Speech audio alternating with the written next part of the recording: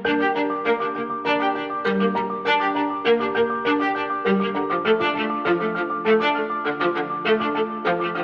1945, the Black Country was still one of the most important industrial regions in the country. The country itself was very near bankrupt because of the war, and it needed the Black Country to build things for export to improve its economic situation. It had its problems though. There was a massive shortage of labour.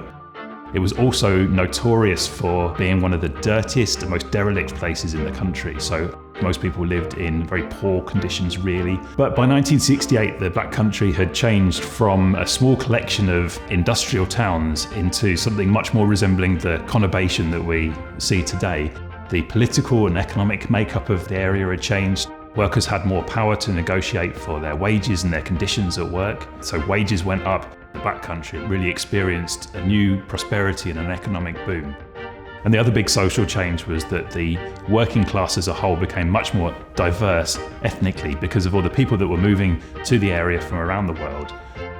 When I first started looking at the Black Country in the post-war period, I was amazed at how much it had changed from somewhere that felt very old-fashioned into something much more like the modern-day Black Country that we live in day to day.